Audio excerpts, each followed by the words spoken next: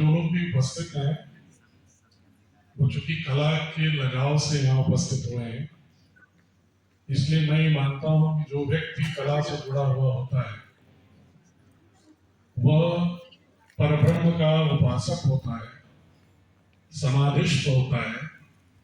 और ऐसा कहने के पीछे सिर्फ आपकी प्रशंसा में मुझे अलंकारिक शब्दों का प्रयोग नहीं कर रहा हूं मैं, बल्कि मैं अंदर से मेरा अनुभूत सत्य है कि जो व्यक्ति, वैसे तो पूरे ईशोपनिषद में कहा गया है ईशा वास्तविदम सर्वम यत् किंचित जगत्याम जगत तेन तत्तेन भुंजीता मां गदा कस्य सिद्धम, कि जो भी प्रत्येक ब्रह्मांड का घटक अवयव है वह उसी ईश का स्वरूप है, प्राप्त कर लेते हैं, तभी उनके द्वारा ऐसी कलात्मक अनुभूतियां और सर्जनों की बातें।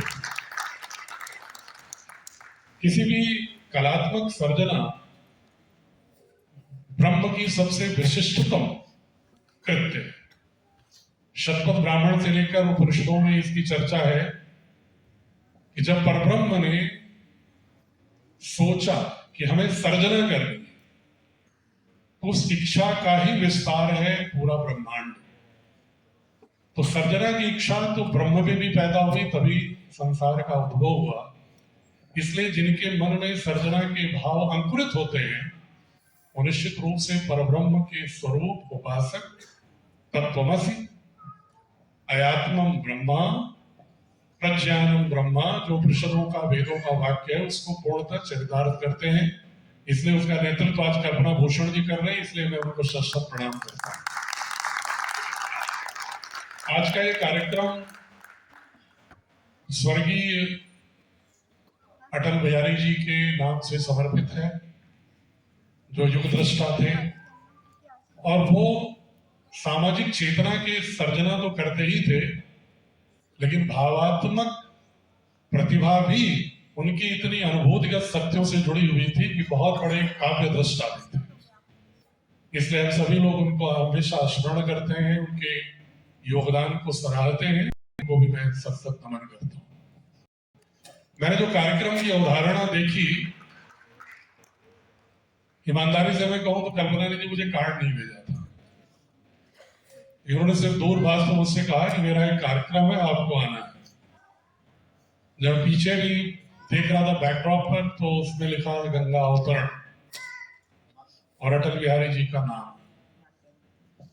गंगा मातरम। ये जो शब्द है यह भारतीय संस्कृति की आत्मा है। गंगा हमारी भारतीय संस्कृति की संवाहिका है। ये मात्र एक जल समूह का प्रवाह नहीं है, और ये सदियों से भारत की परंपरा में और पाश्चात्य संस्कृति में, यूनान की संस्कृति में, मिस्र की संस्कृति में, बेबीलोन की संस्कृति में या कन्फ्यूशियस संस्कृति में, कहीं भी अगर हम देखें तो एकमात्र भारत की संस्कृति ऐसी है जो प्रकृति के अवयवों में देवत्व का आरोपण करती है, देवत्व का बोध करती है। बाकी सभी संस्कृतियों में आपने पढ़ा होगा मिस्र की ममीज, पिरामिड, वो अवधारणा ये थी कि जो हम शरीर मृत्यु के पश्चात क्या है, तो मानते थे कि शरीर में यथावत जीव के विस्तार की संभावना रहती है, और वो इसलिए शरीर को ही दफनाते रहे। लेकिन हमारी संस्कृति ऐसी रही कि हमने शरीर को गौण माना, और इसका जो सूक्ष्म तत्व था, कारण शरीर, सूक्ष्म शरीर, उसको ही हमने महनीयता प्रदान की। और इसका कारण था कि हमने हमेशा प्रकृति को मां समझा, प्रकृति को देवत्व का बोध के साथ हमने उसकी आराधना की, उसकी अर्चना की, उसकी वंदना की। हड़प्पा मोहनजोदड़ो संस्कृति के नाम से इतिहास में पहले के लोग पढ़ा करते थे। अब उसको सैंधव सभ्यता, फिर सरस्वती सिंधु सभ्यता कहते हैं। हमारे पूरे वेदों उपनिषदों का एक जो वांग्मय है विशाल, वो सरस्वती नदी के किनारे ही ऋषियों की आत्मा में दैवी संयोग से अवतरित हुआ। वो ऋचाएं वो सरस्वती नदी के किनारे। और जब हम ऋग्वेद की चर्चा करते हैं, गंगा कोई मात्र भगीरथ के पौराणिक कथानकों से उनका प्रारंभ नहीं है।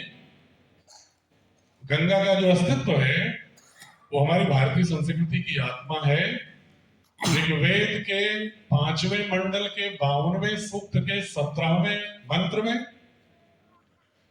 ऋग्वेद के 7वें मंडल के 18वें सूक्त के 19वें मंत्र में और ऋग्वेद के 10वें मंडल के 75वें सूक्त के 5वें मंत्र में गंगा की चर्चा है। इसलिए गंगा हमारी प्राचीन संस्कृति की संवाहिका रही। और जब हम महाभारत के महाकाव्यों को देखते हैं तो चाहे महाभारत का भीष्म पर्व हो, विश्वस्त मातरः गंगा को कहा गया है कि विश्व की मां है। और जब हम वाल्मीकि रामायण में देखते हैं तो कहते हैं त्रिगपथो भावंती तस्मात् त्रिपथका स्मृता। जो तीनों आकाश, पृथ्वी और पाताल, तीनों ही लोकों का जो परिष्करण करती है उसको हम त्रिपथका मां गंगा कहते हैं। त्रिपथका क्यों कहते हैं? तीन लोग क्यों हैं? मैं थोड़ा सा बस 5 मिनट समय लूंगा क्योंकि आपको कार्यक्रम और के बीच में व्यवधान नहीं डालना चाहता। त्रिपथका क्यों कहते हैं? इसलिए कि हमारी जो पौराणिक ऐत्रेय ब्राह्मण और शतपथ ब्राह्मण में जो चर्चा है गंगा के अस्तित्व के विषय में, या वाल्मीकि रामायण में जब विश्वामित्र से भगवान श्री राम गंगा के महात्म्य के बारे में पूछते हैं, जब उसकी चर्चा करते हैं, तो कथानकों में आता है कि हिमवान और सुमेर तनया मैना की कन्या दो थी, गंगा और उमा। और उस गंगा को देवलोक के लोगों ने अनुरोध किया मां मैना से, इस गंगा को मुझे दे दो।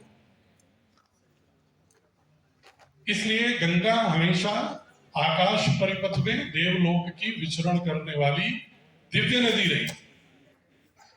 बाद में जब कथानक आपने पढ़ा होगा कि जब सगर ने अश्वमेध यज्ञ किया, अश्वमेध यज्ञ के घोड़े को जब कपिल मुनि ने पाताल में स्थित उनका आश्रम था वहां उन्होंने बांध दिया, उनके शिष्यों ने। कपिल मुनि तपस्यारत थे। सगर के 60,000 पुत्र या सैनिक या उनके खानदान के जो लोग भी कहीं गए, जब उनको कपिल मुनि की तपस्या भंग हुई, उनके अभिशाप से वो भस्मीभूत हुए। बाद में सगर के पुत्र, असमंज के पुत्र अंशुमान ने ढूंढते हुए जब कपिल मुनि आश्रम में गए तो कपिल मुनि से विनीत भाव से, छात्र भाव से नहीं, विनीत और विनम्र भाव से उन्होंने अनुरोध किया कि हमारे पूर्वजों का कैसे प्रक्षालन होगा, कैसे उनका निर्वाण होगा, कैसे मोक्ष होगा, कैसे पुनर्जीवन होगा, कोई राय दीजिए मुझे। उन्होंने कहा एक ही राय है, देवलोक की गंगा को, उस मां गंगा को तुम्हें यहां लाना होगा और उसके जल के प्रोक्षण से ही उनका मोक्ष होगा। अंशुमान ने बहुत प्रयास किया, नहीं सफल हुए। उनके पुत्र दिलीप ने बहुत प्रयास किया, नहीं सफल हुए। दिलीप के भी पुत्र जब भगीरथ ने तप किया, उन्होंने विनय किया मां गंगा से, प्रतीकों के रूप में कि उन्होंने विनय किया, लेकिन उन्होंने एक तपस्या की, पुरुषार्थ किया, तो गंगा की धारा पृथ्वी की ओर मुखातिब हुई, अभिमुख हुई रास्ते में। लेकिन गंगा ने एक शर्त रखा कि मेरा वेग तो बहुत प्रबल होता है, कौन रोकेगा इस वेग को? तो भगीरथ ने हाथ जोड़ के निवेदन किया कि आप ही राय दो, आपका वेग कौन रोक सकता है, कौन नियंत्रित कर सकता है? तो उन्होंने कहा एकमात्र भगवान शिव